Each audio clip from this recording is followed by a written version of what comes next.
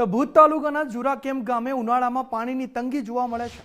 પ્રાથમિક શાળામાં શિક્ષકોની ઘટ લાંબા સમયથી છે, ત્યારે ગુજરાત ફર્સ્ટની ટીમે જુરા કેમ્પ ગામની મુલાકાત લીધી હતી। મુલાકાત દરમિયાન ગામમાં ઉનાળાના સમયમાં પાણીની ગંભીર સમસ્યા સામે આવી હતી। ગામ લોકોના જણાવ્યા મુજબ ઉનાળાની ઋતુ શરૂ થતાં જ પાણીની તંગી વધે છે અને પીવાનું પાણી મેળવવા માટે લોકોને ભારે મુશ્કેલીઓનો સામનો કરવો પડે છે।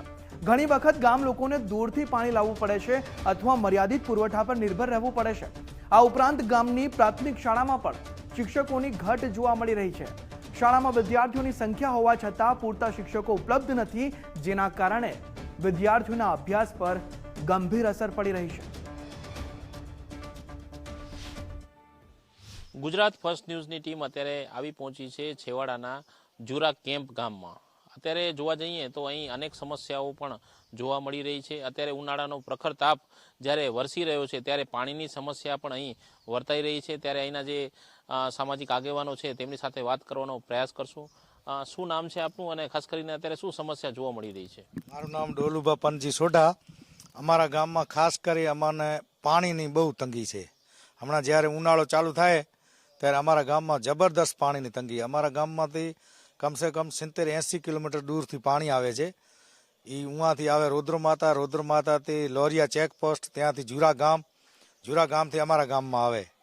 મેનમાં મેન અમને પાણીની અમારા ગામમાં 350 ગાયો છે, 2-3 હજાર ભેંસો છે, તો એના માટે અમારે રોજ 1000 રૂપિયાનો ટેન્કર દઈને 2 ટેન્કર પાણીના ભરાવવા પડે છે ગૌશાળામાં।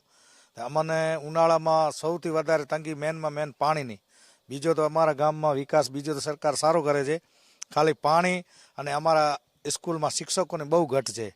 2 વર્ષથી અમારા સ્કૂલની અંદર સાયન્સ અને ગણિતનો શિક્ષક નથી, એટલે 250 છોકરા છે। અનેક રહેવાસી જેમની સાથે વાત કરવાનો પ્રયાસ કરશું। અત્યારે સમસ્યા નડી રહી છે પાણીની, અને કેટલા સમયથી પાણીની સમસ્યા નડી રહી છે? હું આપના ગુજરાત ફર્સ્ટ ન્યૂઝ દ્વારા વ્યક્ત કરીશ કે પહેલે તો અમારે પાણીનો પ્રશ્ન કેટલા સમયથી અમે એનો રજૂઆત કરી છે, પણ એનો આજ દી સુધી કોઈ નિવેડો આવ્યો નથી। અમારે ખાસ કરી વધારે તકલીફ છે તો પાણીની છે। પશુધન માટે પણ આજુબાજુમાંથી 1000 રૂપિયા દઈને ટેન્કર મંગાવે છે।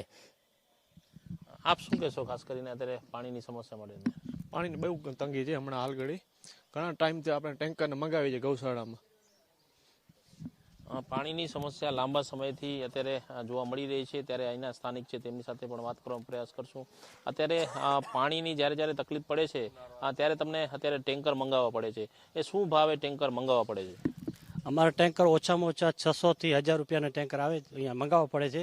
અને પાણીની તકલીફ બહુ છે। ઉનાળામાં તો ખાસ કરી વધારે તકલીફ પડે છે।